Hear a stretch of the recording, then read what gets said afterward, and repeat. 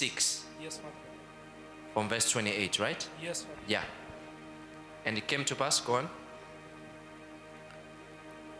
And the Lord said to Moses, I am the Lord, tell Pharaoh the king of Egypt all that I say to you. Yes.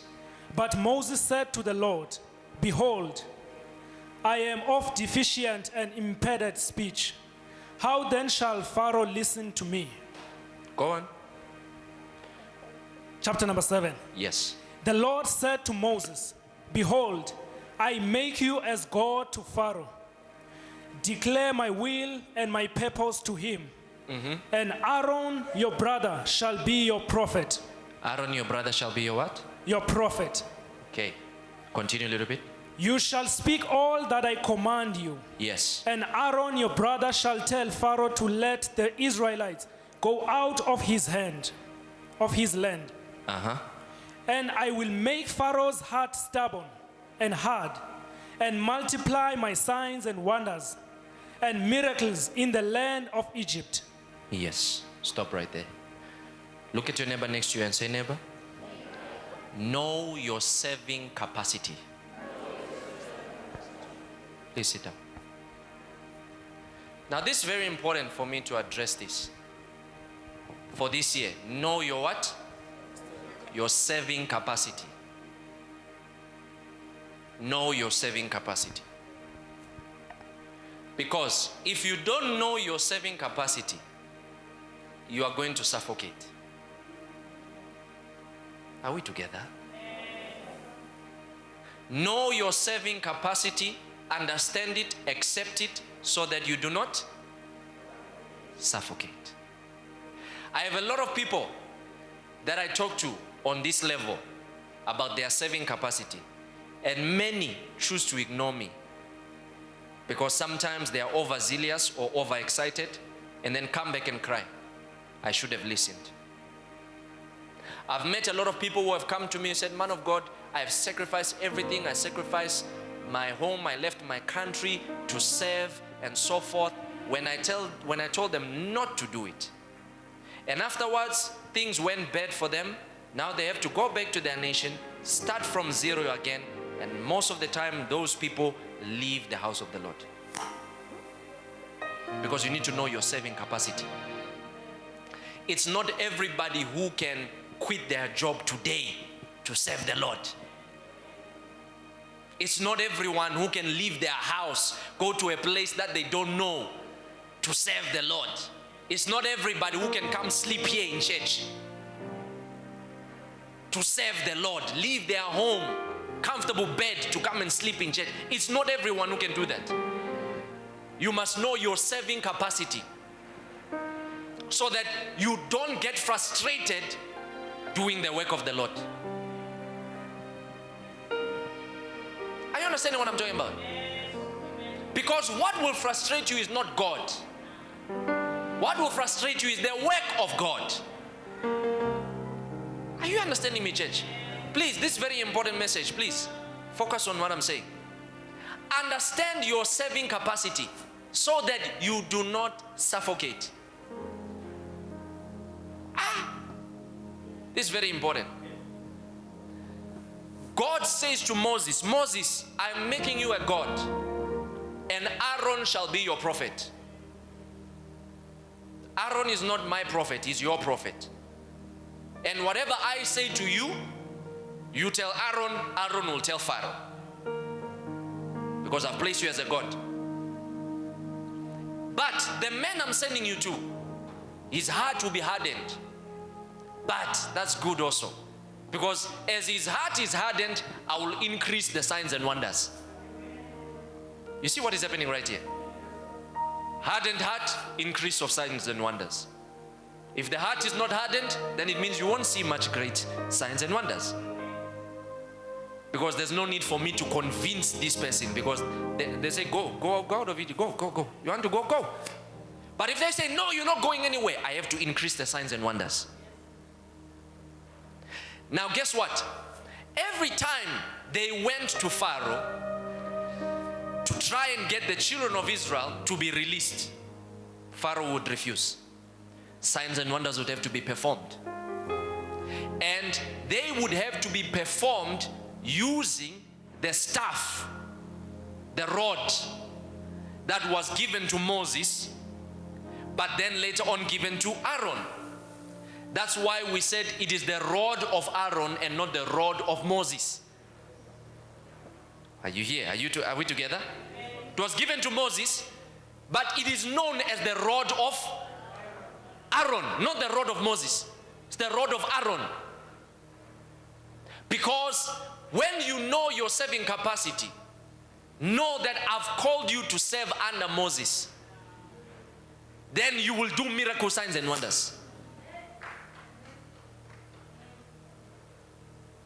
It was that staff, that rod, that was performing miracles until they put it in the Ark of the Covenant. But it was known as the rod of Aaron. So Aaron, unless you serve under Moses, you will not have any relevance. You are relevant because you are serving.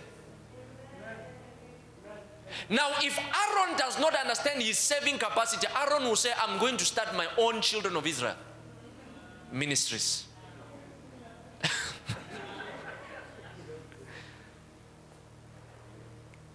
Or Egypt Slayers, Church of All Nations. That's because you don't know your serving capacity. Aaron, you are only relevant because you are serving under Moses. You only have a voice amongst the people because you are serving under Moses. Do you remember what happened when Aaron felt like, now I'm the leader? The people showed him that you are not the leader. We are your leader. Because people came to him and said, please, we need a God. Moses is gone. It was just few days. Just few days. Said, Moses is gone. He's not coming back. Please, we need a God. Said, okay, what can we do? What can you do? Bring your gold. We put everything together. We make a golden calf. This is what we are going to worship. In just 40 days, a man is gone and already you are panicking. It means you are not a leader. You are only able to lead when your Moses is there. I hope you understand what I'm talking about.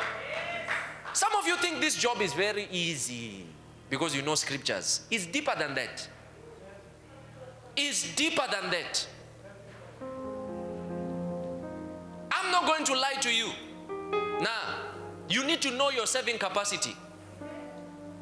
Because when you know your serving capacity, you know how far you can go and how far you can't go. That's why some of you, you have never even been invited to certain things because we know your serving capacity is not there. So because of your serving capacity, it determines how we deal with you as an individual. I understand what I'm talking about. I saw his serving capacity, but I saw that he was limited by his job. I spoke to him, myself and I, told him, leave your job. Said, leave your job. I thought he would not listen. He just came and said, Papa, left my job. I said, you left the job? I was shocked. You really left your job? But I knew it was meant to happen. I said, you serve under me. Are you understanding this? Now, can I come to some of you and say, leave your job? You will say, I'm not going back to that church. Pastor, how must I survive? You see, your serving capacity cannot be able to manage because your first thought is, how will I survive? Don't you think if someone like me was to say, leave what you are doing, it means I already have a plan?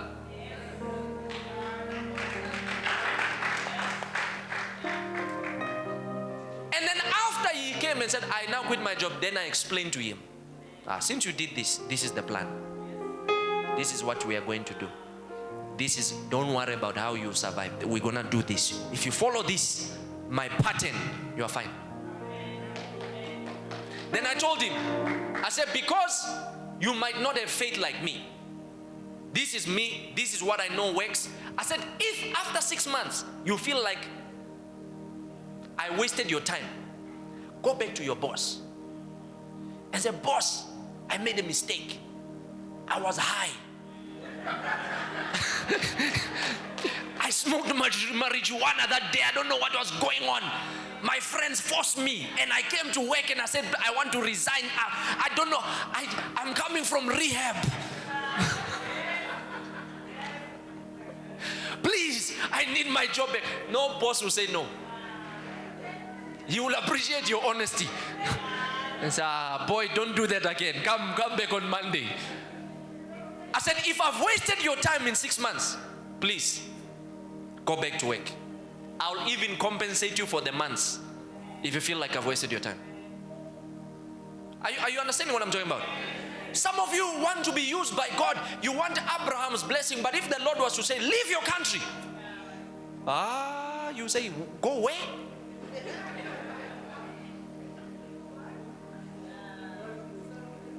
Me. You know, there are times I always think about this.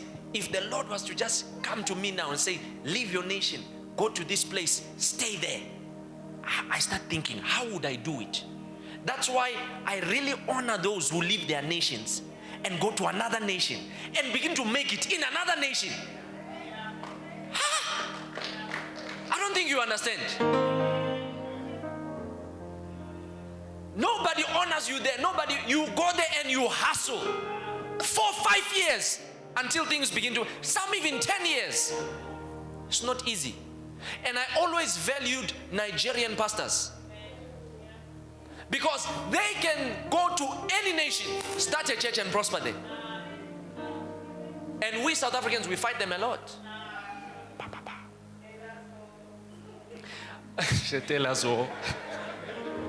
And then I think to myself, how many South Africans can leave South Africa, go to Nigeria, and start successful churches? Oh, you know. I'm telling you, some South Africans will not survive here in Cape Town. They will come here after 2 days, I'm going back. Just imagine in a foreign country, you are making it there. It's not an easy thing. So you must know your saving capacity. Knowing your saving capacity will help you to understand, this is how far I can go, me as an individual. Because at the end of the day, many of you are suffocating spiritually because there are levels you are trying to reach, but your saving capacity is not there. You want to preach, but your saving capacity is not there. You are not at the level of preaching to people now. Then when you go home, you are hit by anxiety. Like, why am I so anxious? What's going on? Because you're doing something you're not supposed to be doing. Glory be to Jesus. Isn't this the reason why